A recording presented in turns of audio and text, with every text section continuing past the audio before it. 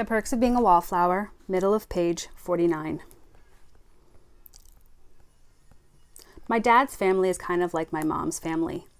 My brother once said it was like the same cousins with different names. The big difference is my grandma. I love my grandma. Everyone loves my grandma. She was waiting for us in the driveway like she always did. She always knew when someone was coming. Is Charlie driving now?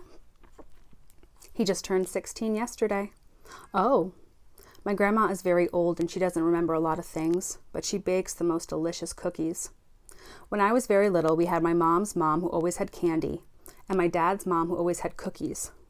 My mom told me when I was little, I called them Candy Grandma and Cookies Grandma. I also called pizza crusts pizza bones. I don't know why I'm telling you this. It's like my very first memory, which I guess is the first time I was aware I was alive. My mom and my Aunt Helen took me to the zoo. I think I was 3. I don't remember that part.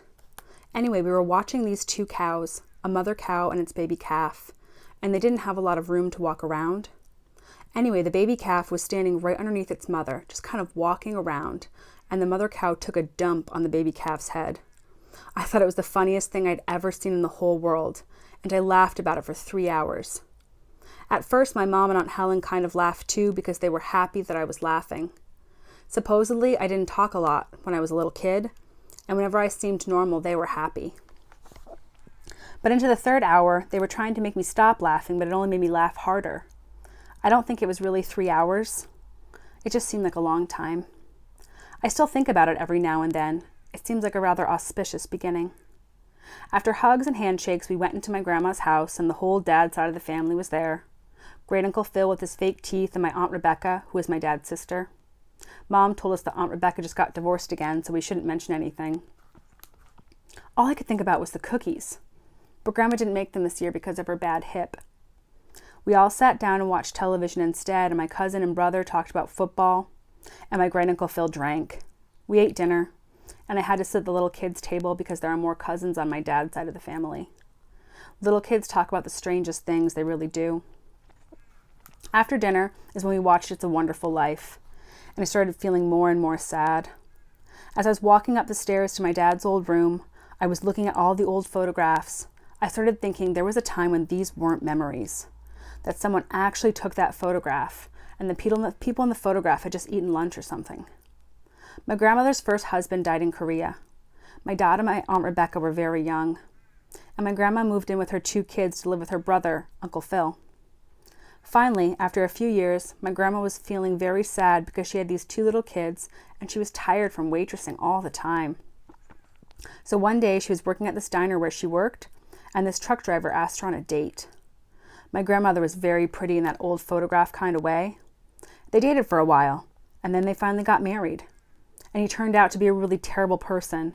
He hit my dad all the time, and he hit my Aunt Rebecca all the time, and he really hit my grandma all the time. And my grandma really couldn't keep doing anything about it. I guess it just went on for years. It ended finally when my great Uncle Phil saw bruises on my Aunt Rebecca and finally got the truth out of my grandma. Then he got a few friends together from the factory and they found my grandma's second husband in a bar. And they beat him up really bad. My great Uncle Phil loved to tell the story when my grandmother isn't around. The story keeps changing, but the main point is always the same. The guy died 4 days later in the hospital. I still don't know how my great Uncle Phil missed going to jail for doing what he did. I asked my dad once, and he said that people that lived around his neighborhood understood that some things had nothing to do with the police. He said that if someone touched your sister or your mother, they paid the price and everyone looked the other way. It's just too bad that it went on for 7 years because my Aunt Rebecca went through the same kind of husbands. My Aunt Rebecca had it different though, because neighborhoods change. My great Uncle Phil was too old and my dad left his hometown. She had to get restraining orders instead. I think about what my 3 cousins who are my Aunt Rebecca's children will turn out like. 1 girl and 2 boys. I get sad too because I think the 1 girl will probably end up like my Aunt Rebecca, and the 1 boy will probably end up like his dad. And the other boy might end up like my dad because he can really play sports, and he had a different dad than his brother or sister. My dad talks to him a lot and teaches him how to throw a one-hit a baseball. I used to get jealous about this when I was a little kid, but I don't anymore. Because my brother said that my cousin is the only one in the family that has a chance. He needs my dad. I guess I understand that now.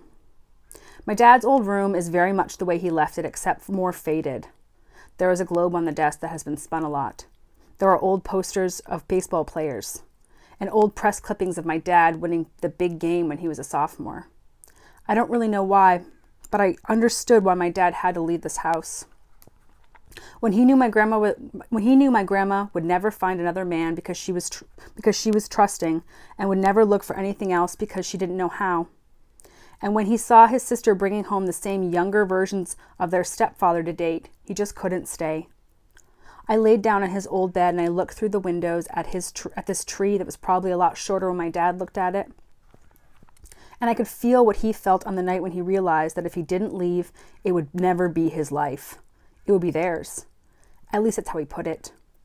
Maybe that's why my dad's side of the family watches the same movie every year. It makes sense enough. I should probably mention that my dad never cries at the ending.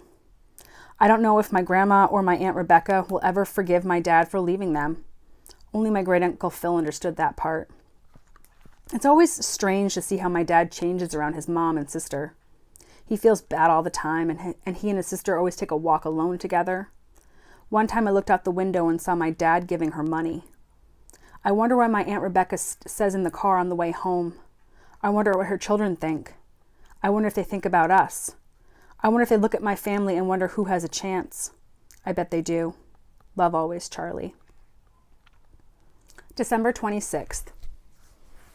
Dear friend, I'm sitting in my bedroom after the 2-hour drive back to my house. My sister and brother were nice to each other, so I didn't have to drive. Usually on the way home, we drive to visit my Aunt Helen's grave. It's kind of a tradition. My brother and dad never want to go to the church, but they know they don't have much of a say because of mom and me. My sister is kind of neutral, but she's sensitive about these things. We both put down flowers and a card. We just want her to know that we miss her and we think of her and that she was special. She didn't get enough of that when she was alive, my mom always says. And like my dad, I think my mom feels guilty about it. So guilty that instead of giving her money,